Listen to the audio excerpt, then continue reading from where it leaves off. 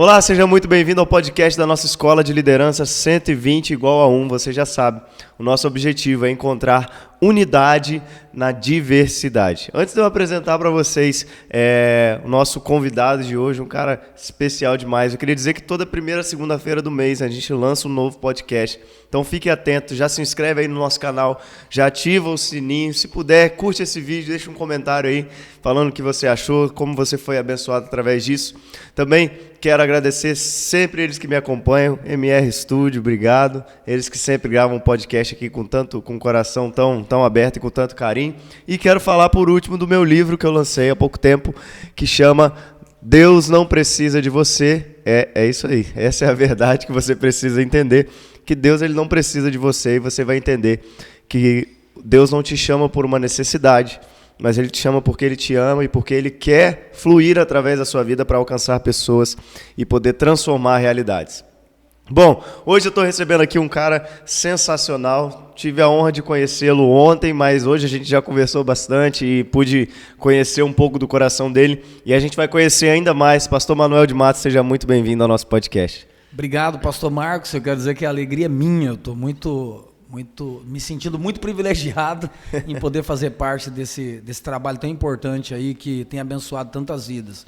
Um beijo para todo mundo que está em casa, eu tenho certeza que você vai ser muito abençoado, não sai daí não, viu? Fica aí. Pastor, eu não gosto muito de entrar direto no assunto, assim, a gente vai falar sobre bastante coisa aqui hoje, mas eu sempre gosto de conhecer, assim, a história dos convidados que vêm aqui. Eu sempre peço para eles contarem como foi a conversão deles. Como que foi o seu encontro com Jesus quando você falou assim? Porque eu, por exemplo, eu fui criado na igreja, mas eu tenho um momento da minha vida que eu falo, não, esse dia eu tive um encontro com Jesus. Como que foi o seu processo de conversão, de encontro com Jesus e tudo mais? Bom, na verdade, para mim te falar da minha conversão, eu preciso fazer um resumo de quem era o Manuel de Matos antes da conversão. Sim. É impossível eu não linkar uma coisa à outra. Fica à vontade. Eu sou literalmente aquele cara que todo mundo gosta de falar assim, o improvável. Eu sei que muita gente usa esse termo improvável, e eu ouço muitas histórias no Brasil e testemunhos e tal, mas só para você ter ideia do meu resumo, eu sou de uma família muito pobre, nascido no interior do Paraná, uma cidadezinha chamada Mairá. 8 irmãos, minha mãe morreu com 38 anos de idade com derrame cerebral. Meu Deus. A minha irmã, de 1 ano e 6 meses, eu levava ela para a escola, na roça, numa caixa de papelão nas costas, porque eu não tinha com quem deixar.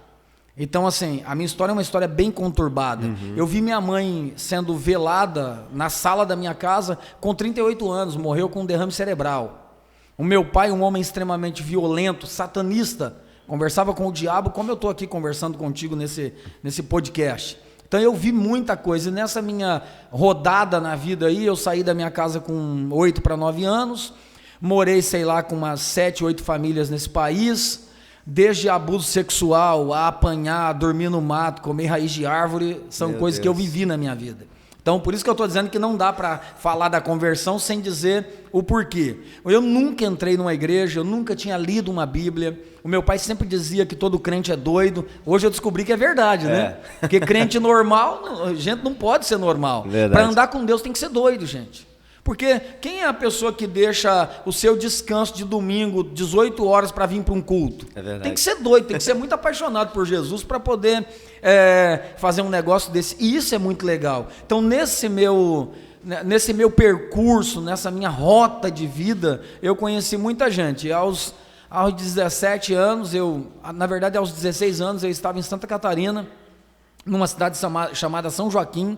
Eu estou indo para o resumo mesmo, viu? Sim. E dentro de um centro de macumba, eu nunca tinha entrado num centro de macumba, primeira vez na minha vida, e aquele demônio, eu sempre digo que Deus, quando quer, até demônio entrega profecia. Profetiza. Porque Deus não está limitado ao homem, Ele faz o que Ele quer. E lá dentro, aquele demônio olhou para mim e disse assim, Ele apontou para o céu, vai te tirar daqui, vai te levar para uma terra distante, vai mudar a sua vida. Meu Deus. Um mês depois, eu estava no Rio de Janeiro com uma mochila nas costas, só com a mochila nas costas, sem dinheiro de volta. E pensa num menino da roça que está acostumado a nunca vi uma favela. Eu nunca tinha visto uma comunidade. Sim. Lá em Balneário Camboriú, a cidade que eu morava nessa época, era uma cidade muito bela, não tinha comunidade na época, hoje pode ter, naquela época não tinha. Quando eu cheguei no Rio de Janeiro, que eu vi as favelas, eu fiquei apavorado, era um moleque da roça vindo para uma cidade grande. Para vocês terem ideia, eu desci na rodoviária Novo Rio, de ônibus, e eu perguntei para o cara assim, onde fica a rua tal, não sei o quê, bababá. O cara falou, olha, eu trabalho aqui há 50 anos, e eu nunca ouvi falar nessa rua. Mas por quê? Na minha mente, o Rio de Janeiro era o Mairá. Sim. Eu pensava, todo mundo conhece todo mundo, você pergunta onde mora, a pessoa diz, mora ali na esquina ali, e estava tudo tranquilo, mas não era uma realidade que eu não estava acostumado a viver. E nesse momento da minha vida, foi quando eu fui morar na casa de uma irmã minha, num lugarzinho chamado Capivari, lá em Duque de Caxias. Muita gente está assistindo, conhece com certeza. As ruas de chão, de barro. Eu voltei para a minha realidade de roça. Literalmente a minha realidade, que eu saí da roça. E ali, eu me lembro que um dia o meu irmão olhou para mim e disse assim, vamos num baile funk, para você conhecer como que é baile funk? Caramba, irmãos, naquela época, baile funk tinha um tal de corredor da morte. Tem gente que nem sabe o que é isso. Os caras ficam um grupo de um lado, um grupo do outro, é lado A e lado B. E na hora que apita o negócio lá, eles começam a brigar. E eu, moleque da roça, acostumado a ouvir Tonico Tinoco, Milionários Zé Rico, cara, aquelas músicas antigas junto com meu pai, os antigos aí sabem.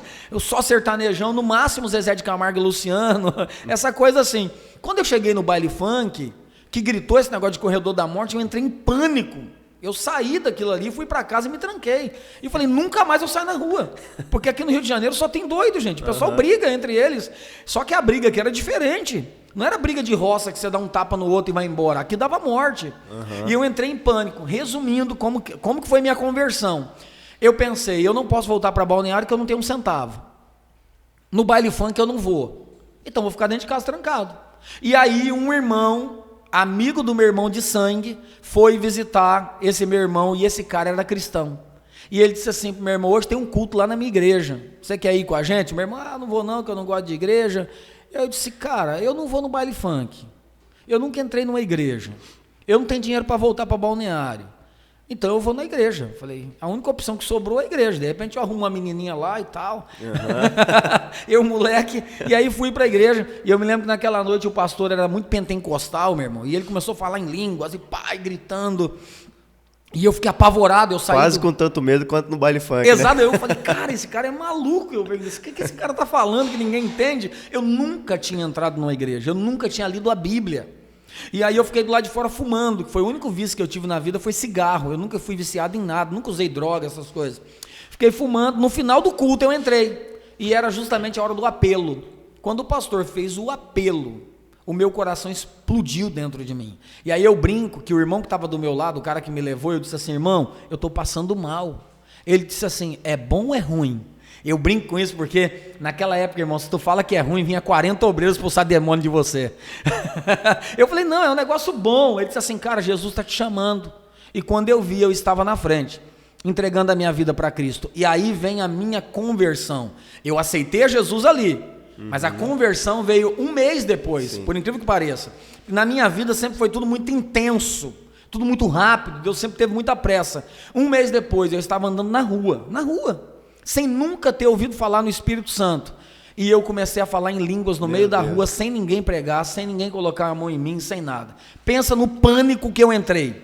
Eu corri para a casa da minha irmã, eu dormia numa beliche, eu dobrei o joelho naquela cama, e eu disse para Deus, o que está acontecendo? Eu estou falando igual aquele pastor maluco da igreja, e eu entrei em pânico. E aí, acredite vocês ou não, foi a minha primeira experiência com Deus. Eu vi o meu corpo debruçado na cama e a parede do meu quarto se abriu. Isso é coisa para maluco, por isso que eu disse que gente normal não anda com Deus. Eu era um novo convertido. Eu vi do outro lado um ser muito grande, não vi rosto, não tinha nada, eu só vi do joelho para baixo. Ele me pegou pela mão e eu vendo o meu corpo debruçado, e eu em pânico. E ele me levou por um corredor muito grande. No final do corredor, ele bateu na porta. A porta se abriu por si própria, ninguém abriu a porta. E lá de dentro uma voz disse assim, eu já te esperava, desde antes de você sair do ventre da sua mãe. Meu Deus. Eu me sentei numa mesa, como eu estou com o pastor Marcos aqui, e uma voz saía de trás da mesa, não tinha ninguém sentado, mas uma voz, e ele me disse assim, a tua história não é para vergonha, a tua história não é para humilhação, a tua história somada à minha palavra vai transformar a vida de outras pessoas. Uau. E aí ele me levou no Mairá, me mostrou toda a minha história de abuso, de apanhar, de tudo que você pode imaginar. Irmãos, eu já fiquei no mato, dormindo no mato 5 dias, comendo raiz de árvore, com 12 anos de idade, eu não tinha para onde ir. Eu já fui colocado em praça pública, toda cidade pequena, pequenininha que eu digo, tem uma igreja católica grandona, todo mundo sabe disso. O pessoal me colocou em frente àquela igreja para os moradores passarem e ver se alguém se interessava em me pegar para criar. Eu ouvi frases do tipo, ele é esquisito, ele é desnutrido, ele é feio, todo tipo de frase, isso tudo eu ouvi naquela época. Então você pensa, um menino que aparentemente não tinha perspectiva alguma, eu fiz a 5ª série 6 vezes. Não é porque eu era burro, não. É porque todas as vezes que eu estava numa determinada etapa da 5ª série, eu era mandado embora de uma casa. E aí eu tinha que me mudar para outro lugar, e lá eu tinha que começar a 5ª série de novo. Eu terminei a 5ª série, o meu 2º grau, já casado. Para vocês terem ideia. Eu terminei casado, sonhando ser alguém, quando eu aceitei, na minha conversão. Sim. Na minha conversão, nesse arrebatamento, no final, o Senhor que estava sentado, que eu disse não o vi, só ouvi a voz, ele disse para quem estava na porta, abra a porta, e ele abriu, e tinha muitas, centenas de pessoas em macas de hospital, e ele disse para mim assim, a tua história, somada à minha palavra, vai levantar pessoas que estão em macas espirituais dentro da minha casa. Uau. Detalhe, o Senhor não falou de gente que estava fora, ele falou de gente que estava dentro. Ele disse, gente que está dentro da minha casa, morrendo porque não estão suportando a doença da alma. Sim. Isso fazem 25 anos. Então você imagina, não estou falando de ontem não, tem 25 anos essa história que eu estou contando para vocês. E dali para cá foi a minha conversão, voltei a estudar, fazer seminário. Irmãos, eu cheguei no Rio de Janeiro, eu saía para a rua com enxada nas costas, para capinar quintal para ganhar R$10. Sonhando, eu pegava os R$10, comprava um livro. Eu dizia, eu preciso ler, porque eu quero ser alguém. Eu era tão fissurado em conhecer a Deus, que naquela época a Bíblia de estudo era só para milionário. Sim. Só rico tinha Bíblia de estudo, pobre não tinha. E tinha um amigo meu na igreja, quando eu aceitei a Jesus, lembra naquela época de mocidade, se usava a expressão, grupo da mocidade vai cantar, não é a mocidade de escola de samba não, é a mocidade, a juventude da igreja.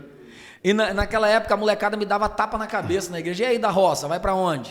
E eu ia para casa chorar, e eu dizia, Deus, eu estou na igreja, eu pensei que as pessoas na igreja cuidavam, amavam, e eu falei para Deus, Senhor, eu não sei tocar pandeiro, eu não sei pregar, eu não sei nem cantar, e de verdade, irmão, você que está me assistindo, é verdade isso aqui que eu vou contar, não é uma máxima, não, um exagero não, se eu cantar, eu não bato palma. Não, literalmente falando, isso aqui não é brincadeirinha de gente falando, eu não consigo cantar e bater palma, irmão, até hoje ainda. A gente conhece alguém assim. Cara, eu não consigo, você acredita que eu tenho uma raiva por isso? Eu vou tentar cantar, irmão, daqui a pouco eu tô todo atrapalhado, eu paro a palma e pior, eu canto mal pra caramba. Porque pelo menos se cantasse bem, eu quero dizer, não, o cara não bate palma, eu não sei bater palma bem, nem cantar bem. E eu falei pra Deus um dia chorando, depois de tomar um tapa na cabeça, eu disse, Deus, pra que eu sirvo? E aí o Senhor me disse assim, me busque, apenas isso, só me busque, e eu te darei o que você precisa, não é o que você quer. E ali, eu descobri o quanto eu amava a Bíblia, e aí eu volto para a Bíblia de estudo, tinha um menino na igreja que ele tinha uma Bíblia de estudo Thompson, que tem aqueles esboços no final, sim. Ele falou para mim assim, estou te emprestando minha Bíblia, você tem 1 mês para ler ela, 1 mês, irmão, pensa num cara maluco, que eu virava a noite e dia lendo a Bíblia. Eu li a Bíblia inteira em 1 mês. Inteira. E eu não estou falando só da parte Apocalipse, não. Gênesis, Apocalipse. Eu li todos os esboços da Bíblia Thompson. Arqueologia. Eu falei, cara, eu vou aprender tudo que tiver nessa Bíblia em 1 mês. E eu li, deu 1 mês certinho, eu tive que devolver a Bíblia para o cara. Ali eu comecei a descobrir que o maior investimento que você pode fazer na tua vida é no conhecimento. Sim. Então, se eu capinasse um quintal e ganhava R$10, eu comprava um livro. E aí eu ia ler aquele livro e eu dizia, Senhor, eu posso não saber cantar, não posso bater pandeiro, nada, mas eu tenho que aprender a pregar alguma coisa. E dali para cá foi quando o Senhor começou a mudar a minha vida, e aí eu já me casei, e vambora, foi essa a minha conversão. Uau, que história incrível. E é interessante que no começo você falou, eu sou o improvável, né? E é maravilhoso a gente servir o Deus dos improváveis. Glória a Deus. Porque meditando sobre... A gente está gravando esse podcast em dezembro, ele vai ao ar em fevereiro, mas meditando sobre o Natal, eu vi quando o anjo fala para os pastores assim, este será o sinal, vocês verão um menino enrolado num pano numa manjedoura. Qual era o lugar mais improvável do Filho de Deus nascer? Onde você espera, o último lugar que você espera para um Filho de Deus nascer? É num lugar que os animais se alimentam. É o que o senhor fala, né? Tem falado. Jesus nasceu, Vamos falar no rasgado, na merda mesmo. É isso aí, é essa a expressão que eu ia usar ontem, mas não usei porque estava no púlpito. Mas aqui, eu já estive na manjedoura, sei lá, 12, 13 vezes. Lá, literalmente no local. Eu já fui para lá estudar e tal, eu amo essa questão. E lá na manjedoura eu aprendi pelo menos 2 lições importantes que algumas pessoas podem não saber. Número 1, Jesus nasceu na merda. Né? Irmão, não adianta tentar romantizar irmão, se o animal dormir ali, o animal não pede para ir no banheiro, o animal defeca no lugar. Sim. Então Jesus nasceu ali. Segunda coisa, a manjedoura você só tem uma maneira de entrar, de joelhos, porque ela é baixinha. A manjedoura é um lugar baixo, o animal para entrar tinha que quase se agachar para entrar, ele se escondia. A manjedoura não era apenas um lugar onde se dormia, era um lugar onde os animais se protegiam das feras do campo. Então perceba, era um lugar de estar escondido. Então a segunda coisa que a manjedoura nos ensina é que você pode ser rico, tem que entrar de joelho. Pode ser pobre, tem que entrar de joelho. Se for rei, entra de joelho. E se for um plebeu, entra de joelho também. Ali não tem melhor nem pior. Quer entrar, tem que ser de joelho. E por fim, o que a manjedoura nos declara é que quem entra de joelho permanece escondido. Uau. Isso é muito interessante. Sim. Porque, irmão, não adianta estar num palácio mais exposto. Sim. É melhor estar na merda escondido. Não, é verdade isso aqui, gente. Porque nem dizendo assim, eu estou na merda. Olha para Elias. Quando Elias, lá em 1 Reis, capítulo 17, você vai ver Elias chegando para o presidente na época, seria o presidente da república hoje, e dizendo assim, presidente, assim diz o Senhor, não haverá chuva nem orvalho durante 3 anos e 6 meses. Cara, ele era o cara. Ele profetizou para o presidente. Só que Deus não mandou ele fazer nada. Onde está escrito na Bíblia que Deus mandou ele profetizar alguma coisa? Ele foi por conta própria. E esse é o problema do profeta. O profeta declara e Deus assina.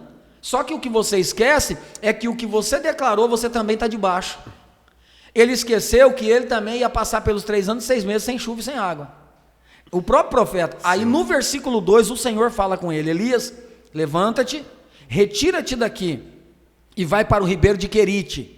E aí, se você parar para pensar, não vou pregar, mas só para você entender, Querite significa lugar de podar. Sim. Lugar de cortar. E não é exatamente isso que Deus faz conosco, às vezes Deus nos coloca sozinhos, só para nos podar, só para tirar o que está demais, só para trabalhar em nós. É o que Deus fez com Elias. Deus falou, não se preocupa não, Elias, lá no palácio não vai ter água, mas no Querite você tem água para beber. Então nunca foi sobre lugar, mas é sobre quem está com você no lugar. Sim. As pessoas estão preocupadas em conquistar lugares de aparência, enquanto Deus está dizendo, não é sobre lugar, é sobre quem está com você. Sim. Porque o milagre que você precisa pode não estar no palácio, sim, pode estar no ribeiro. Sim. A gente precisa entender essas questões, porque Deus tem umas formas estranhas, eu falei isso ontem, de trabalhar em nós e por nós. Às vezes Deus nos tira de palácios para nos colocar no Querite sozinho, porque no Querite sozinho é o lugar onde não tem mãe para você chorar no colo, não tem mulher para você conversar, é o lugar que você se sente só. E aqui eu não estou falando de um estado físico,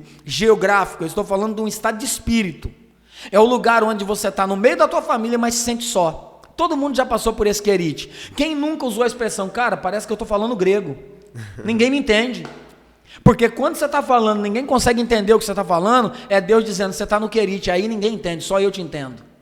Está entendendo o que eu estou dizendo para vocês? Então, pode ser que alguém agora esteja no Querite.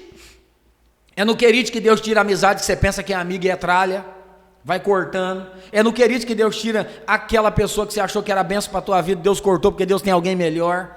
É no Querite, o lugar onde Deus te cortou daquele emprego porque Deus tem algo maior para a tua vida. É tudo no Querite, mas no Querite só não falta uma coisa. Aliás, 2. Primeiro, milagre, porque eu nunca vi um corvo, que hoje seria o urubu para nós aqui, trazer um bife e um pão no bico. Eu nunca vi isso na minha vida. Se alguém já viu, por favor, filma e manda, porque eu nunca vi. Então, Querite é lugar de milagre, e o mais importante, Querite é lugar onde você ouve a voz de Deus nitidamente. Sim, sim. Porque não tem voz de ninguém para te atrapalhar. Sim. Não tem ninguém tagarelando na sua vida. Então Deus tem liberdade para falar contigo. Sim. Isso é muito interessante. Nós precisamos entender isso. Deus tem as formas dele de trabalhar em nós e por nós, quando Ele quer. Não tem para onde correr. Talvez você está no Querite hoje, e é uma boa escolha de Deus para você.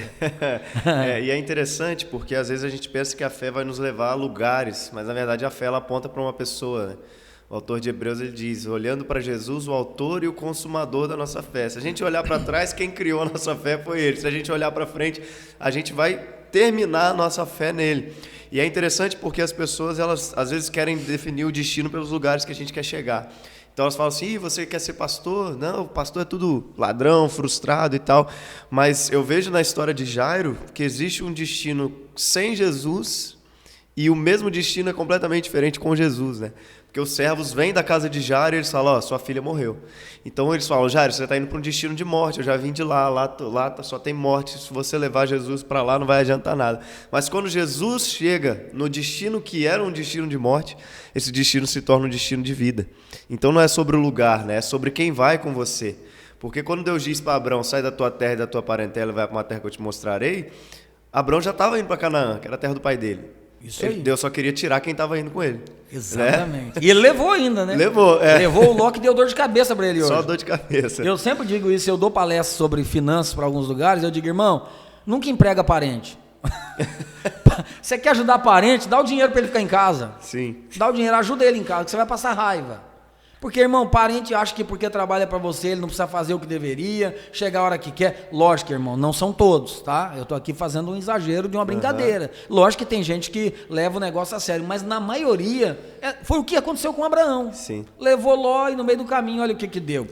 Deus só mostrou o que tinha que mostrar para Abraão quando Ló saiu da vida dele. Pode perceber, antes disso não mostra nada. Sim. Quando ele fala, Ló, acabou aqui para nós, segue, escolhe para a direita, se tu escolher para a direita eu vou para a esquerda, aquela coisa toda que o Ló fez, aí Deus vai se revelar para ele de forma mais direta. Eu acho que isso é muito interessante. Sobre questões de lugar, pastor, você perceba que na vida nós temos a facilidade de nos adaptarmos até o que dói. Você quer ver uma coisa básica, simples, que muita gente vai se enquadrar nisso? Você está andando na rua e entrou uma pedrinha no teu sapato. Irmão, normalmente você vai com aquela pedra até em casa. Porque você começa a mexer o pé, ela vai para um lado, vai para o outro. Quando ela encontra um lugar que você se sente mais confortável, você não mexe mais nela. E aí quando você chega em casa que tira o sapato, tá um buraquinho no pé, que a pedra te marcou. Mas no início ela incomodou, depois ela fez doer, mas depois você se conformou com a dor. Sim. Então nós somos facilmente adaptáveis a tudo que acontece, se nós não tomarmos cuidado. Na vida, a pior arma contra o ser humano é a zona de conforto. A zona de conforto é uma desgraça. Você não quer ter sucesso, entra na zona de conforto. O cara está ganhando dinheiro, a empresa está bombando, entrou na zona de conforto, ele vai quebrar. Porque zona de conforto é o inimigo do sucesso. Deus nos ensina isso o tempo todo. Lembra de José, quando os irmãos vendem ele para o Egito? Ele vai para a casa de Potifar, Gênesis 39, 2. E o Senhor era com ele, tudo que ele colocava a mão prosperava. A ponto que o Potifar disse assim, não, tudo que você fizer aqui, você tem autoridade sobre tudo, só não toca na minha mulher. José se acomodou. Mas quando José se acomoda na casa de Potifar, Deus está dizendo, vou puxar teu tapete, porque o lugar que eu tenho para você não é a casa de Potifar, eu tenho um governo para entregar nas suas mãos. Então todas as vezes, por melhor que seja o lugar que eu cheguei, se Deus perceber que eu me acomodei, o próprio Deus puxa o tapete, porque Deus é um Deus de níveis. Sim. Então Deus nunca vai querer me ver no nível que eu estou, aquilo ali é só para respirar.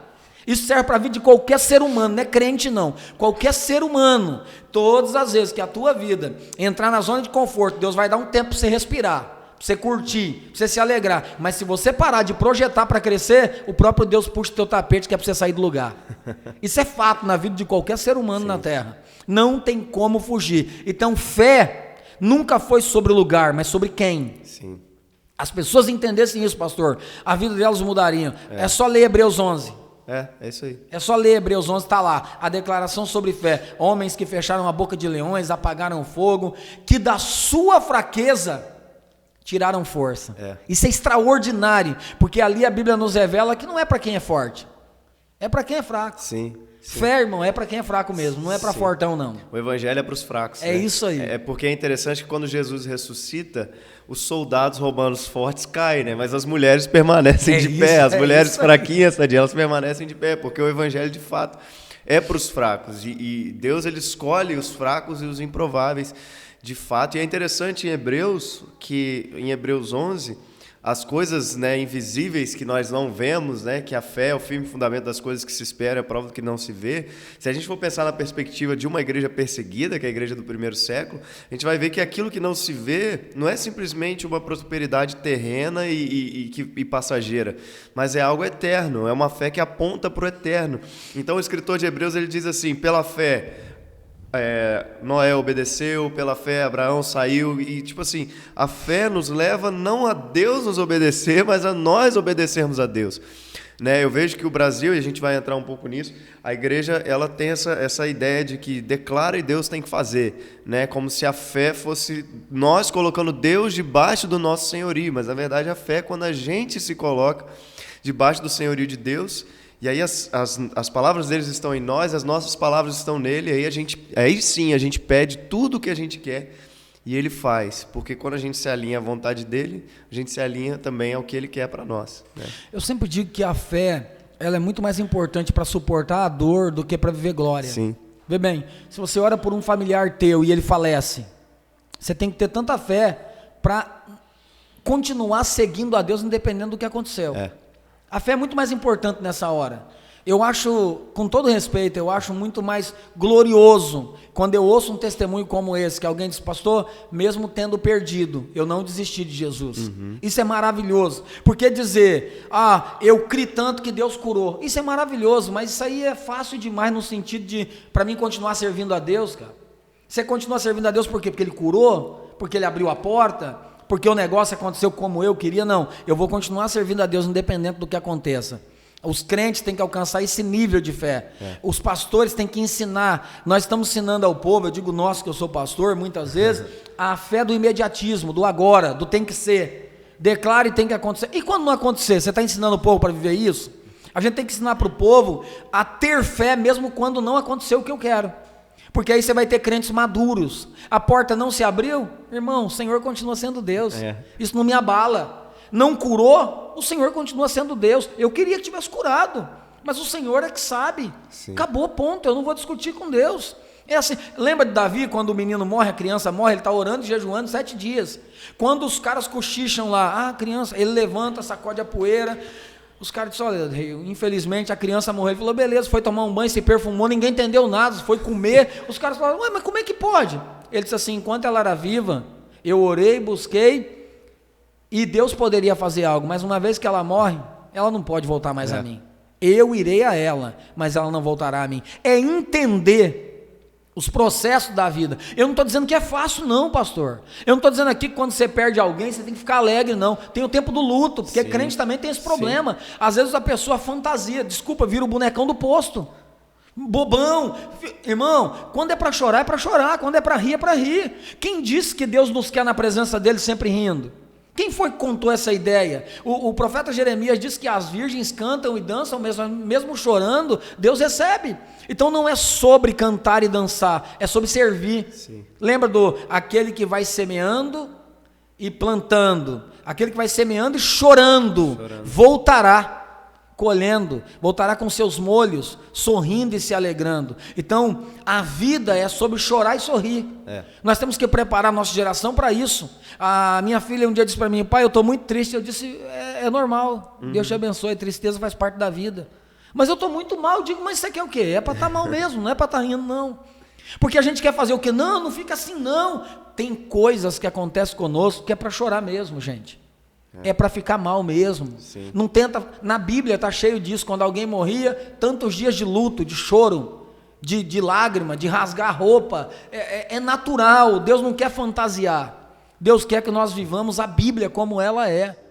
Tempo de chorar. Eclesiastes 3. Há tempo para todo propósito determinado debaixo do céu. Sim. Todo. Tempo de abraçar, deixar de abraçar. Tempo de ir, tempo de voltar. Tempo de chorar, tempo de sorrir. Tem tempo para tudo, gente. Se as pessoas não entenderem isso, vão virar pessoas facilmente manipuladas. Sim. Em nome da fé. Sim. Em nome da fé. Quando não tem nada a ver com fé. É interessante que eu ia mencionar Eclesiastes 3 também, porque Salomão fala, há tempo para tudo, mas não é só tudo bom. Há tempo de rir, tempo de chorar, tempo de construir, de destruir o que foi construído, tempo de amar, tempo de odiar, tempo de guerrear, tempo de estabelecer a paz. Então, e ele termina Eclesiastes 3 dizendo, feliz é o homem que sabe discernir o tempo, né? Aquele que sabe discernir o tempo consegue desfrutar da vida. E muitas vezes o crente, ele não desfruta da vida porque ele não sabe discernir o tempo que ele está vivendo. É isso aí. Então, ele está vivendo um tempo de luto, mas ele quer, não, eu quero ver o tempo de alegria e tal. Não, meu irmão, agora é o tempo de você chorar. Então, desfrute de cada lágrima. Desfrute de cada lição que o Senhor quer te ensinar nesse tempo. É isso aí. Ah, mas eu queria estar construindo algo, mas às vezes Deus está te levando a destruir algo que você precisava para consertar algo que foi feito lá atrás. Então, desfrute desse tempo, desfrute disso tudo. Porque você vai entender que quando você discernir o tempo, até os momentos ruins, elas contribuem para algo maior, porque todas as coisas cooperam para o bem daqueles que amam o Senhor. Exatamente, Romanos 8:28, né? Você está falando e eu estou me lembrando aqui, Deus é um Deus tão maravilhoso, tão maravilhoso. Eu sou o primeiro pastor da minha família. Ninguém lá em casa era nem evangélico, ninguém. E são muitos irmãos, são 16 irmãos. Meu Deus. Então você imagina, 11 homens e o restante mulher. Irmão, meus irmãos quando se juntavam, pensa, eles brigavam entre eles. Se não tinha ninguém para brigar, briga com a gente mesmo. Né? Desculpa a expressão, o pau cantava no meio deles mesmo. Um bebe daqui, o outro bebe dali, e eu me converti no meio dessa galera aí, dessa turma toda. O meu pai não gostava de crente, não gostava, não ia à igreja, até que a minha irmã, uma das minhas irmãs, na minha infância, para vocês terem ideia de algumas coisas que eu vivi, minha irmã deu tanto piolho, tanto piolho, que deu bicheira na cabeça. Os bichos caíam da cabeça dela, a ponto do médico dizer que ia morrer. E a gente curou a minha irmã, digo a gente que eu era pequeno, eu estava ali junto, com lepecide. Sabe que é lepecide? Que é remédio azul de matar bicheiro de cavalo, de cachorro? A gente espirrava e tirava com pau. Da minha irmã. Está entendendo? Então, quando eu saí da minha casa com 9 anos, eu tinha um sonho. Eu dizia para Deus, mesmo não conhecendo Deus, mesmo não tendo entrado numa igreja, eu dizia, um dia eu quero ser alguém, Senhor. Porque eu quero ajudar pessoas. Esse é o meu sonho. Sempre foi na minha vida. E aí, há uns 10 anos atrás, eu recebi a notícia que meu pai estava com câncer, metástase, tomou o corpo todo, e eu fui visitá-lo, e a minha oração no caminho, eu fui de carro, a minha oração no caminho foi essa: Senhor, eu já fui para tantas rádios nesse Brasil, debate da Rádio 93 FM no Rio de Janeiro, televisão, já viajei o mundo para estudar, falei, Senhor, eu não preciso mais de nada, eu tenho filhas lindas, eu tenho uma família, eu tenho casa, eu tenho tudo que um homem pode ter dentro do que eu preciso viver. Eu só quero te pedir uma coisa, eu queria ver meu pai se converter, salva o meu pai, salva ele, e eu fui orando, cura o meu pai, Senhor, cura o meu pai, mostra que tu é Deus, olha a minha mentalidade, cura para tu mostrar que é Deus. A gente tem essa mania de achar que Deus, para mostrar que é Deus, ele tem que fazer. Irmão, Deus não tem que fazer nada para mostrar que é Deus. Deus não está preocupado que tem um ateu lá na tua empresa que diz, eu odeio Deus, aí você fica, caramba, parece que Deus está no céu comendo unha, dizendo, Gabriel, vem cá, essa pessoa não acredita em mim, Gabriel. Irmão, Deus está se lixando. Com todo respeito, Deus não está querendo provar que Ele é Deus, Ele é por excelência. Sim. Eu é que decido crer ou não. Sem fé é impossível agradar a Deus. E ali, nesse caminho, eu peguei meu pai no hospital, era lá em Londrina, a médica disse, vai para casa, fica com ele um pouco que ele vai morrer. E eu levei meu pai e deitado no sofá, eu me lembro que na roça, pai de roça, irmão, ele não abraça, ele não diz que ama. Meu pai nunca disse que me amava. Meu pai nunca me deu um abraço de pai, nem nos meus irmãos. E eu dizia para Deus, o meu sonho, Senhor, é ouvir meu pai dizer que me ama. Eu quero dizer para meu pai que eu amo. Era meu sonho. Eu já tinha tudo, cara, mas eu queria aquilo ali. Uma moeda poderosa chamada amor. Sim. E aí eu deitei meu pai no meu colo, no sofazinho da casa dele. E ele olhou para mim e disse assim, eu acredito em Jesus. Eu disse, muito bom, pai, eu fico feliz por isso. Ele disse, porque eu vi Jesus mudar a tua vida, meu filho. Você era um mané, porque todo Manuel é mané. Não tem para onde correr. Todo lugar que você vai é mané, mané, mané, mané. É assim, quando você é criança, então, irmão. Hoje menos. Minhas irmãs me chamam de mané. As minhas irmãs, mané, eu digo, fala baixo, você tá no meio dos outros. Não me atrapalha, não. É assim. Então meu pai disse, mané, você era só o neco, você não tinha credibilidade, você era um menino, saiu de casa cedo. Só pode ser Jesus. Eu disse, pai, deixa eu falar uma coisa para o senhor. Todo mundo conhece Jesus, o nome dele. Mas o que o senhor precisa conhecer é o poder de Deus. É o poder que está por trás do nome de Jesus. Existe um poder para salvar. E comecei a conversar com ele. Naquela hora, acreditem vocês ou não, o Espírito Santo desceu do meu lado. Ele desceu mesmo do meu lado e falou no meu ouvido. Disse, eu não vou curá-lo como você me pediu, mas eu vou salvá-lo. E naquela hora eu levantei minhas mãos para os céus, agradeci a Deus e falei, Senhor, obrigado, porque o Senhor é um Deus que salva. Eu falando no pensamento, o meu pai embaixo olhando para mim, ele levantou os braços, me agarrou no pescoço, me puxou para perto e disse assim: você sabe que o Pai te ama. Veja o que eu falei com Deus no caminho. Sim. Deus fez o meu pai falar comigo. E eu comecei a chorar e ele chorar comigo. O meu pai, um homem que não chorava, irmão. Um homem bruto, ignorante. Ele começou a chorar e eu dei um beijo nele. E ele disse: eu quero entregar minha vida para Jesus. Uau. Então meu pai aceitou Jesus ali como salvador da vida dele. E o Senhor me disse assim: se despeça do teu pai agora. Você vai para o Rio de Janeiro. E aqui você não o verá novamente. Mas tu tens a minha palavra, que um dia a trombeta vai tocar. E você o encontrará novamente nas mansões celestiais. Essa foi a promessa que Deus me fez. Quando eu cheguei no Rio de Janeiro, o meu pai faleceu lá no Mairá. Dias depois. As minhas irmãs foram, eu nem estive lá no local. Eu vi Deus mudar a minha história. A minha irmã de 1 ano e 10 meses, que eu contei no início, eu tive o prazer de entrar na igreja de braços dados com ela. Eu fiz o casamento dela. Eu fui o pai e o pastor dela dentro da igreja. E quando ela teve um filhinho, o nome era Davi. É Davi. O Davi hoje tem 8 anos. Eu peguei o Davi, levantei no altar, e quando eu levantei, o Espírito Santo me disse: se lembra? Tu levava ela numa caixa de papel para a escola.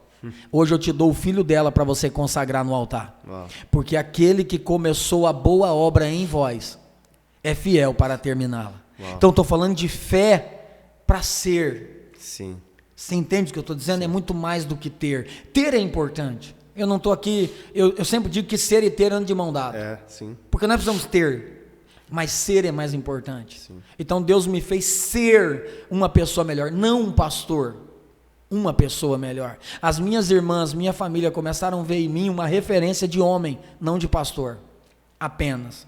As minhas irmãs até hoje, toda a minha família, minhas irmãs, sobrinhos, quando tem problema, liga para o pastor, e o pastor sou eu. Mesmo tendo o pastor deles, que hoje a maioria se converteram, estão servindo a Deus em alguma igreja. Quando tem problema, liga para mim. O que é isso? Um menino que fez a 5ª série 5, 6 vezes. Um menino que já dormiu no mato. Um menino que foi colocado para comer raiz de árvore. Eu apanhei tanto uma vez na minha vida, uma entre tantas, quando eu cheguei na escola, minha escola era 15 quilômetros para ir, na roça, a pé, e 15 para voltar. Eram 30 quilômetros por dia, no meio do mato. Quando a minha professora me deu um abraço, que eu gritei, ela levantou minha blusa, não tinha lugar para encostar a mão de vergões de rei, chicote, que eu havia apanhado naquele dia. Então pensa num cara que eu olhava para Deus naquela época e dizia assim: Deus não existe. Porque se Deus existisse, Ele não teria levado minha mãe. Se Deus existisse, Ele não teria permitido a gente passar por tudo isso. Mas um dia, lendo a história de José, foi ali que Deus mudou a minha vida para sempre. A minha conversão em relação a isso, porque eu tinha ódio das pessoas daquela época. Dos caras que me abusaram, eu queria matá-los. É o natural. Até o dia que eu li a história de José, e quando lá no finalzinho Jacó morre, e os irmãos de José falam assim: agora José certamente vai nos castigar pelo que fizemos com ele. Aí José olha para os irmãos e diz assim: olha, vocês não entenderam nada. Na verdade não foi vocês que me enviaram para o Egito. O Senhor, José vai atribuir tudo que aconteceu com ele ao Senhor. O script da vida dele estava na mão do Senhor. Foi bom? Não, mas estava na mão do Senhor. Sim. José está nos ensinando uma lição que para perdoar você tem que tirar o foco de quem fez e entender que o foco tem que estar em quem programou aquilo, e foi Deus. Você gosta ou não, até as coisas ruins que acontecem conosco está no controle de Deus. Então todas as pessoas e tudo que passa por nós é permissão de Deus para nos ensinar alguma coisa, para nos fazer crescer. Ali eu vi que eu podia mudar a minha vida. José fala assim: Senhor me enviou na frente para que hoje vocês tivessem vida e todas as nações ao redor também tivessem vida. Ele entendeu que quem jogou ele na cisterna foi Deus através dos irmãos, que quem vendeu ele para o mercado foi Deus através dos irmãos, que quem permitiu a mulher do Potifar agarrar foi Deus para poder sair da casa do Potifar. Tudo foi Deus. Eu pensei, cara, a minha história pode impactar vidas. E aí eu comecei a impactar vidas que já foram abusadas sexualmente. Quando alguém diz, eu estava numa rádio uma vez, na 93 FM, que são grandes amigos lá no Rio, e uma pastora que estava no debate comigo, ela falou sobre estupro, porque tem que ir para a cadeia, o pai da menina estuprou a menina e ele tem que ser preso. Eu disse, maravilha, vocês estão falando certo, esse é o lógico. Mas a pergunta da ouvinte, da menina que mandou o e-mail, não é sobre o pai ir para a cadeia ou não, é sobre como ela consegue perdoar. Porque o pai ir para a cadeia não significa que ela perdoa. Nós estamos aqui incentivando mais ódio. Que o pai tem que ser preso, sem sombra de dúvida, ele fez um crime. Mas nós temos que ensinar para essa moça como perdoar.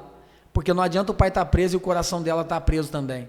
Ela tem que perdoar essa pessoa. E aí nós temos que criar um caminho. E ela olhou para mim e disse assim: o senhor está falando isso porque o senhor não sabe. Eu tenho 50 e tantos filhos que a maioria já foram abusados sexualmente. Eu disse: pastor, eu já fui abusado sexualmente.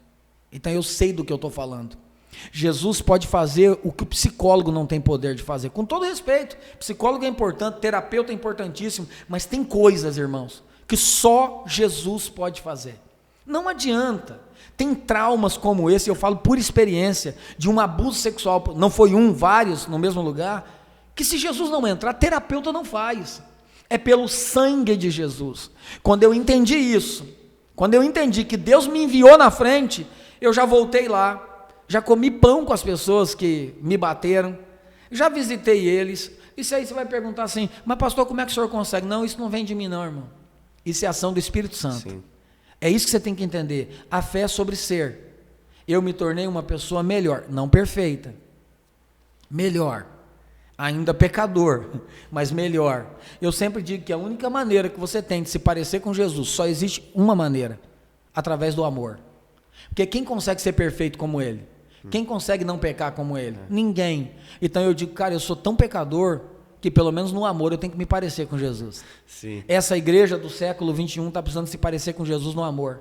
Nós criticamos demais e amamos pouco. Você quer ver? O cara vê uma pessoa do candomblé na rua. Normalmente, a maioria dos crentes até correm. A maioria dos crentes vê um despacho na esquina, tem medo.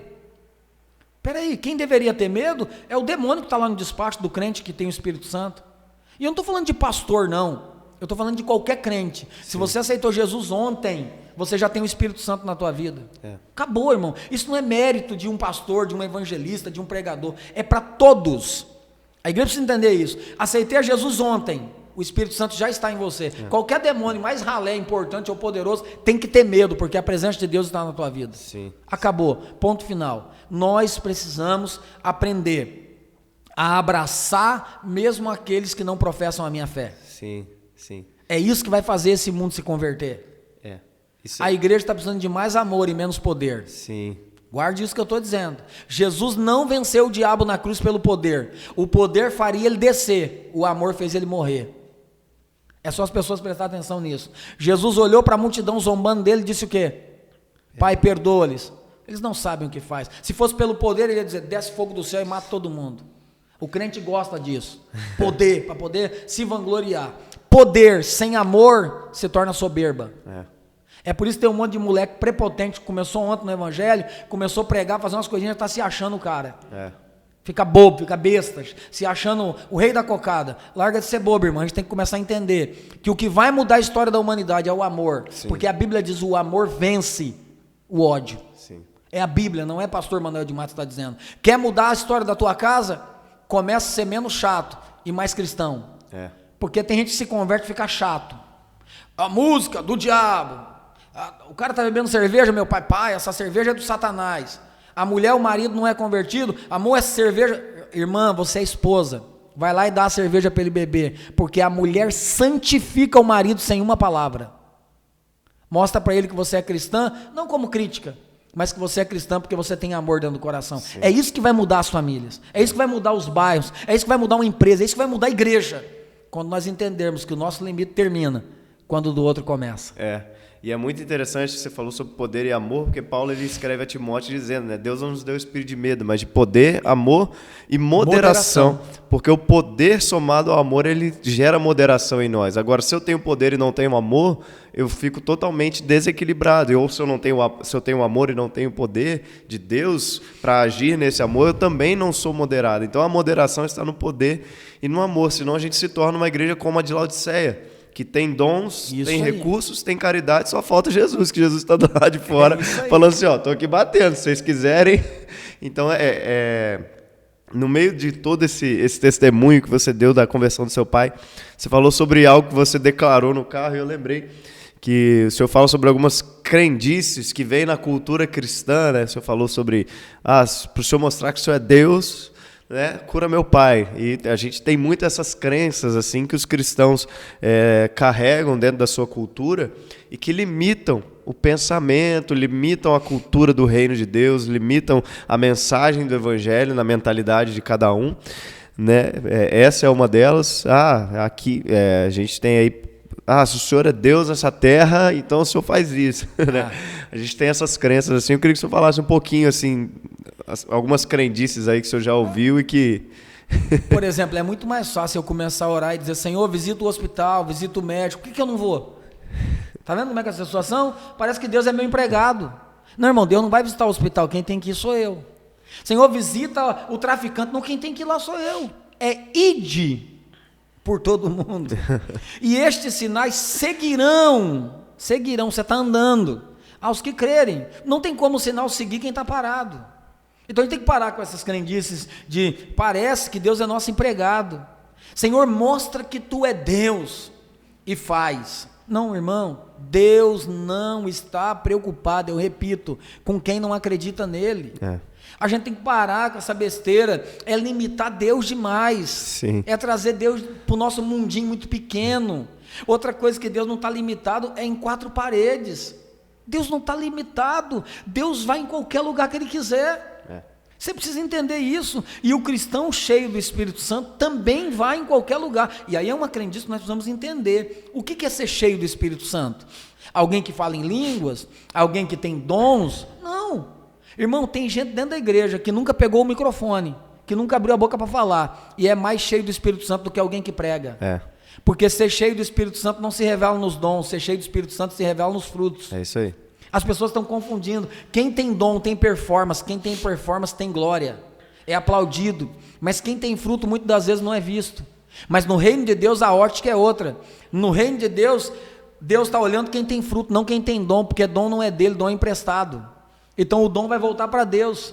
Tanto que naquele dia, o texto mais conhecido de Mateus, naquele dia muitos me dirão: Senhor, Senhor, Senhor, Senhor, em teu nome eu expulsei demônio. Cara, vou te falar uma coisa, eu falei em línguas, eu curei os enfermos. Se tu traz um cara desse no altar da tua igreja, a igreja inteira aplaude. E ele nunca conheceu Jesus, porque ele usa os dons para o seu benefício. Sua própria glória. Então por isso que a gente tem que aprender a definir bem o que é dom, o que é fruto. O reino de Deus é sobre fruto, não sobre dons. Dons são ferramentas, fruto é aquilo que eu produzo. Sim. Então, se você tem dom, mas não produz nada, para mim não significa nada. Você tem uma boa performance, você é um cara que tem uma boa desenvoltura no altar, mas quais seus frutos que você produz para a igreja? Sim. Quais os frutos que você produz para o bairro? Quais os frutos que a igreja está produzindo para a cidade? Nós temos que pensar nisso. E se a igreja não está cumprindo esse papel, se nós como igreja não estamos cumprindo esse papel, nós precisamos começar a parar para pensar. Mais do que dom, o que Deus espera de nós são frutos. Precisamos produzir essas questões dos frutos. É aquela ilustração que Jesus faz da árvore, né? Muito linda, mas sem frutos. Exato. Então ele não quer espetáculo. Ele quer aquilo que é essencial, que são frutos sendo gerados, porque é o fruto que vai alimentar, é o fruto que vai sustentar, é o fruto que vai mostrar, de fato, quais são as suas obras, né? Lembra quando Jesus mandou os discípulos pregarem, eles voltaram empolgados? Senhor, a gente está impressionado, no teu nome, até os demônios nos submetem. Jesus falou, show, jogou um balde de água fria. Disse, vocês estão felizes porque o demônio submete, porque a doença vai embora? Alegrai-vos antes, porque o vosso nome está escrito no livro da vida. O princípio do reino é sobre o nome que está escrito. Que você pode fazer tudo isso, teu nome não está lá, porque você está usando o nome de Jesus para o seu próprio benefício. E pasmem, isso é uma coisa que mais tem acontecido hoje. As pessoas estão usando o nome de Jesus para benefício próprio, não para crescimento do reino, porque isso pode me dar visibilidade, isso pode me dar fama. E outra coisa que as pessoas não entendem, o reino de Deus nunca foi sobre fama, foi sobre ser importante. Sim. Mesmo Jesus tendo ficado famoso num determinado lugar, a Bíblia diz que a sua fama percorria, Jesus nunca se preocupou em ser famoso, sempre se preocupou em ser importante. E essa é uma coisa que eu ouvi o Mário Sérgio Cortella falando e eu guardei para mim. Ele disse, cara, a minha mãe nunca foi famosa, mas sempre foi importante. Tá vendo? Não é sobre fama, é sobre ser importante. Minha mãe ninguém nem conhece, morreu com 38 anos de idade, mas se tu perguntar a importância dela para mim, eu não sei nem descrever, do tamanho da importância dela para mim. Sim. Então o reino de Deus não é sobre ser famoso, é sobre ser importante. Você tem que pensar o seguinte: você está fazendo isso para quê? Para ser famoso? A motivação já está errada. Tudo que você fizer tem que ser para ser importante para alguém, para ser importante para o reino, para ser importante para famílias, para ser importante para a tua igreja. Se torne uma pessoa importante e a fama inevitavelmente chegará. Mas quem busca a fama é como o cachorro correndo atrás do rabo, nunca pega. A gente tem que entender esses princípios do reino, porque senão nós não vamos chegar a lugar nenhum. Porque tem gente famosa na terra, mas no céu e no inferno nem existe. Você quer ser famoso, irmão? O melhor lugar para ser famoso é no céu e também no inferno. É quando o demônio falar de você, ele diz assim: cara, esse cara é imperfeito demais, mas ele tem um negócio lá com o pai dele lá, que não é brincadeira não, é relacionamento. E eu gosto disso. Uma vez, pastor, lembrei disso agora, vale a pena contar. Eu acho que eu nunca contei isso aqui em rádio, essas coisas, nem em podcast. Eu estava numa igreja, eu dirigia culto de libertação, muitos anos, sempre dirigi libertação, minha vida toda, sempre libertação. Já vi Deus curar tantas pessoas. E tinha 4 anos. Sabe quando Deus te revela a vida dos outros, mas não fala contigo?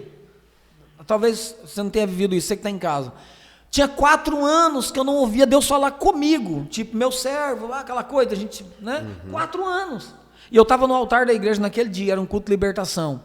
E uma mulher começou a cantar, 4 anos. E ela cantou aquela música da Rose Nascimento, Jó lançou-se sobre a terra e adorou. E falou para todo o inferno escutar, no sair do ventre da minha mãe, no eu voltarei para lá. Aquela música muito antiga da Rose. E eu estou de olho fechado, eu era o dirigente do culto.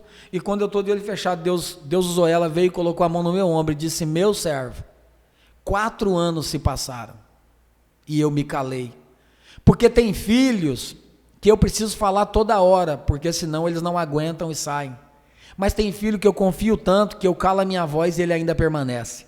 Eu nunca esqueci isso. E o Senhor falou todas as vezes que um moleiro quer fazer o vaso novo, ele precisa quebrar o velho. E é por isso que eu passei 4 anos sem falar contigo, porque o vaso estava em construção. A partir de agora, um novo nível chega na tua vida. E eu dirigi um culto de libertação. Poucos dias ou meses depois, eu estava dirigindo uma igreja, onde Deus fez uma obra maravilhosa. Está entendendo o que eu estou dizendo? Que isso é sobre reino, é sobre entender, é sobre não entender, na maioria das vezes, o que Deus está fazendo, mas ainda assim eu decido crer. Eu não estou entendendo nada. Irmão, tem hora que... Eu vou te falar uma coisa, você tem uma coisa que não dá para entender Deus. Irmão, se tentar entender Deus, os hospícios estão cheios. As pessoas tentando entender Deus, não tenta entender Deus. Porque Deus chama um Ciro perverso, maligno, porque Ciro não era um rei bonzinho. Em Isaías 45, Deus diz: Ciro, meu servo, vai libertar o povo. Cara, Deus chama o cara de servo. Ele não é servo porque ele adora a Deus, ele é servo porque ele faz a vontade de Deus quando Deus quiser. Sim. A vontade soberana. Então, se as pessoas entenderem que o mundo inteiro, independente da sua crença religiosa, serve a Deus direto ou indiretamente, não tem como fugir disso. Lembra quando o povo é levado cativo para a Babilônia? O próprio povo diz assim: Senhor, como pode? Lembra da oração de Abacuque? O Senhor está usando um povo pior do que o nosso povo para nos corrigir? Porque era propósito de Deus. Então, tudo e todos que existem na terra existe para cumprir um propósito de Deus, até o diabo. Até o diabo. Eu sempre brinco quando eu prego que o diabo é como um cachorro feroz. Mas na coleira. Ele está na coleira. Ele só vai onde Deus manda. É só você ler a Bíblia. Olha a história de Jó. Sim. Jó vai lá e o Senhor pergunta: de onde vem? De rodear a terra e passear por ela. Tem visto o meu servo Jó? Aí ele vai dizer: claro, é muito fácil. O Senhor cercou ele de todos os bens, não sei o quê. Deus, não tem problema não, vai lá e toca. Mas ele não pode tocar antes de Deus liberar. Sim. Porque a Bíblia diz que os que são do Senhor, o maligno não lhe toca. Fé é para isso. Sim. Então nós temos que parar de atribuir ao diabo aquilo que Deus está fazendo. Sim. Deus está fazendo por nós. Sim. A tempestade no mar da Galileia não foi o diabo que mandou, foi Jesus. Está entendendo? Se fosse os crentes de hoje, ia dizer: irmão, o diabo se levantou, olha a tempestade, olha o vento. A maioria dos ventos que se levantam na nossa vida é Deus. Sim. Porque às vezes a gente está tão acelerado que esquecemos Jesus no monte. Aí vai: não, vou dar um freio no vocês aí, para vocês darem uma parada que eu preciso chegar. Isso aconteceu comigo. Isso acontece com todo mundo que está assistindo agora. Na maioria das vezes que acontecem coisas que nós não gostaríamos, é Deus por trás. Eu estou falando para vocês, poderia citar centenas de versículos bíblicos aqui. de coisas que pessoas passaram, e se fosse hoje a gente diria que é o diabo. Não foi o diabo, não foi o diabo, foi Deus. Eu vou dizer uma coisa para você, tá mais fácil o diabo dar um pirulito para você chupar do que uma luta. Porque se tem uma coisa que o diabo faz, é não puxar tapete, o diabo dá o tapete de Aladim para você voar. Porque se tem uma coisa que mexe com o homem é a vaidade. E paz, meu irmão, eu nunca vi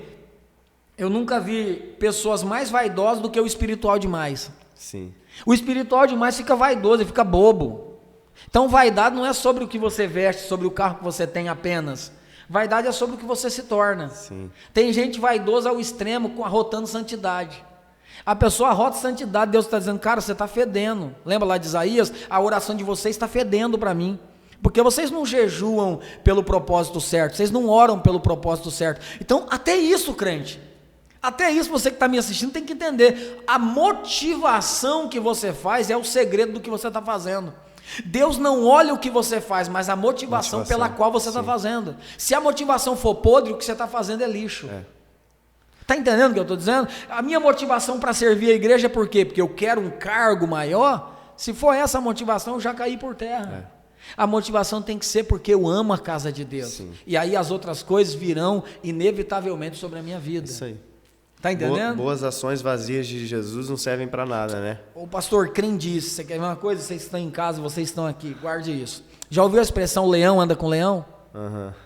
É o que eu mais ouço em púlpito. Irmão, se tu é leão, leão anda com leão. Sim ou não? É assim que a gente ouve ou não? Vamos lá, vamos pensar. Pega um documentário. No reino animal, o animal que mais mata leão é leão.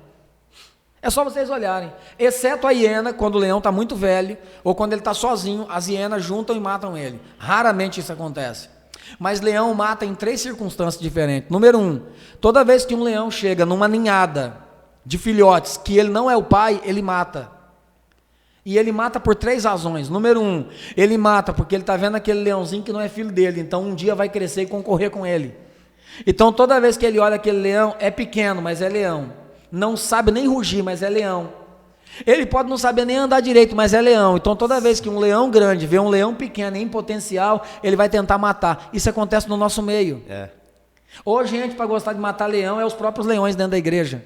É triste dizer isso, mas estou falando para vocês a verdade. Leão mata leão o tempo todo. Em outra circunstância, o leão mata porque se ele matar, a leoa entra no cio, então ele vai cruzar, vai reproduzir. Então perceba, é mais do que sexo entre animal. A gente está falando de produção, de reprodução. Então perceba, segunda etapa que o leão vai tentar matar leão, quando ele perceber que você está produzindo algo. Toda vez que um leão maior perceber que você está produzindo, se você produz, você cresce, ele vai tentar te matar. É por isso que tem leão te chamando de merda, de bosta, você não vai chegar a lugar nenhum, esse teu projeto é muito pequeno, porque ele sabe, esse cara é pequenininho, mas um dia vai ser grande igual eu, vai concorrer comigo. É melhor matar agora. Segunda etapa. A terceira etapa, territorial. Essa é a pior. Você pode ver na savana, tem um grupo de leão num lugar, um grupo de leão no outro, nunca junto. E quando um leão tenta entrar no território do outro, o que acontece? Guerra. Eles se matam entre eles. Isso é diferente no nosso meio? Tem leões grandões por aí, pastor, que se tu tentar entrar no território dele, eles te matam. Então, que besteira é essa de que leão só anda com leão? Isso é conversa fiada para boi dormir, irmão. Leão anda com leão? Sim, é verdade. Mas leão mata leão mais do que anda. Principalmente os leões. Irmão, esse é um recado para você que está em casa. Se você tem um sonho, se você tem um projeto, se você está construindo algo e é pequeno, se tiver algum leão maior, seja em qual segmento for, igreja, empresa, qualquer tipo de negócio, se tiver um leão grandão aqui, ele está vendo você, ele fala, cara, esse é pequenininho ainda. O problema é que é leão, e leão cresce. E quando crescer vai competir comigo. É por isso que eles vão tentar te matar. Todo projeto que você começar, alguém vai tentar te matar. Então leão mais mata leão do que anda com leão. Tá vendo as crendices que a gente tem que tomar cuidado? Segunda crendice, águia anda com águia. Gente, quem falou? Eu nunca vi águia voando em bando. Pega qualquer documentário, a águia voa sozinha.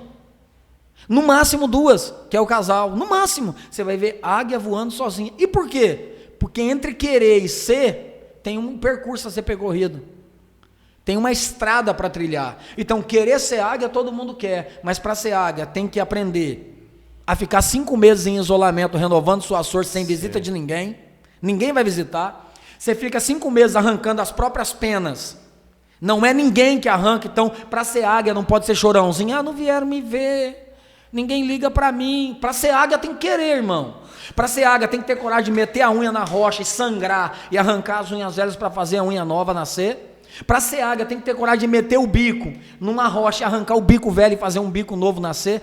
Então, para ser águia, entre querer e ser, é duas coisas diferentes. Para ser águia, você tem que aprender a viver em solitude. Qual é a diferença entre solitude e solidão? Solidão é um estado destrutivo da vida do ser humano. Você se sente o pior desgraçado do mundo. Solitude não. Solitude é um estado em que você fica sozinho, mas você não está solitário. Você está apenas se renovando. Você está apenas trabalhando em si mesmo. É isso que a Bíblia nos ensina sobre ser águia. Quando a Bíblia diz, nos compara aqueles que esperam no Senhor, subirão com asas como águia. Subirão com asas como águia. Por quê? Porque uma vez que a águia está renovada, é a única ave que tem a capacidade de parar no ar. Lembra do Espírito Santo? Pairava sobre a face das águas. A águia tem o urubu até paira, mas ele continua sobrevoando.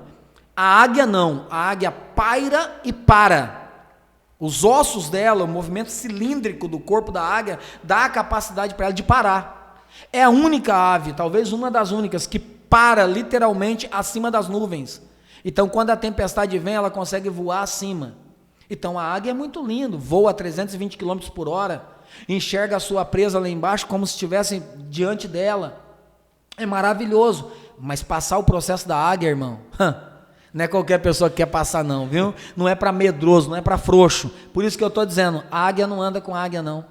Isso é uma besteira que a gente fala. A águia normalmente anda sozinho. Sim. Se tu é águia, você até pensa como águia, porque a águia pensa como águia. Mas andar, é por isso que pastor vive só. 90% dos pastores, irmão, anda só. Você até tem uns colegas de ministério, talvez 1, 2 no máximo, amigo, que você vai lá bater um papo amigo, mas na maioria das vezes, pastor anda só. Pastor empresta o ombro para todo mundo, mas ele não tem ombro para chorar não. Verdade. Esquece isso. Isso é uma besteira. Pastor não tem ombro para chorar. Se o cara quer ser pastor, eu acho que se tem um trem que parece com águia, é o pastor. Porque para ser pastor tem que ser águia de verdade, senão não aguenta. Senão ele pula fora. Verdade. Então, cuidado com essas crendices, cuidado com essas besteiras que a gente ouve, porque leão anda com leão, mas mata. E para ser águia não é só querer, tem que estar decidido a passar pelo processo que a águia passa. Sim. As crendices são muito perigosas quando elas não têm fundamentos. Sim. A gente fala só por falar, porque é um jargão. Lá na minha igreja, toda hora um pregador, o leão anda com leão. Eu digo, meu Deus do céu, se você soubesse o quanto que leão mata leão, você não ia nem querer andar, você ia querer fugir, irmão, de leão, porque eles matam demais. Sim. Eu falo que o pastor ele não é chamado, ele é empurrado, né? Porque o chamado pastoral, a gente estava lá, de repente veio uma mão e empurrou a gente no chamado, e de fato é para corajosos. Eu sempre aconselho os meninos, você quer ser pastor, meu filho? Não se iluda com o glamour do domingo à noite, da pregação do domingo à noite, porque isso é 1% do ministério pastoral, é a pregação do domingo, é a agenda que você faz em um outro lugar. O ministério pastoral bruto é para quem é corajoso mesmo, é para quem está disposto a passar pelo processo, suportar as dores, enfim. Pastor, eu quero te agradecer, a gente já conversou bastante coisa aqui, graças a Deus. Eu quero te agradecer por dispor do seu tempo, por dispor do seu... Sei que a sua agenda é um pouco ocupada, então obrigado por você dispor aí 1 hora do seu tempo para estar aqui com a gente. Quero te agradecer, aprendi muito com o senhor aqui hoje, vou levar muitas coisas aqui para minha vida. Queria que o senhor se despedisse, desse uma palavra aí final para quem está assistindo a gente.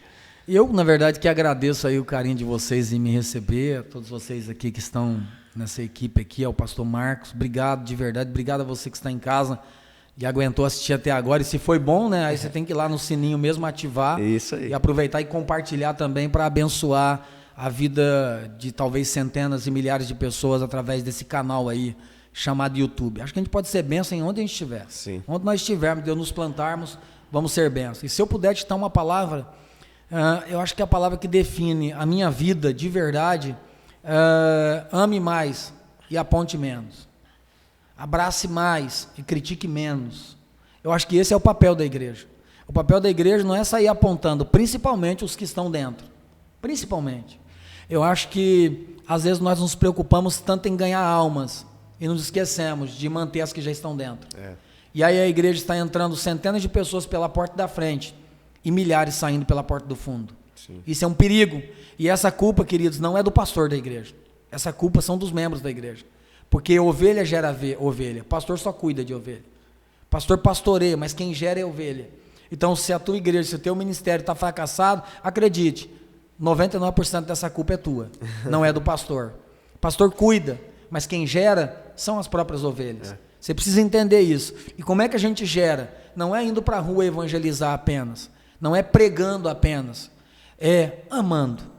E amar as pessoas que eu apenas gosto do que elas fazem é muito fácil. Amar o meu parente talvez seja natural, mas amar quem eu não concordo, quem eu não aceito, aí é uma decisão.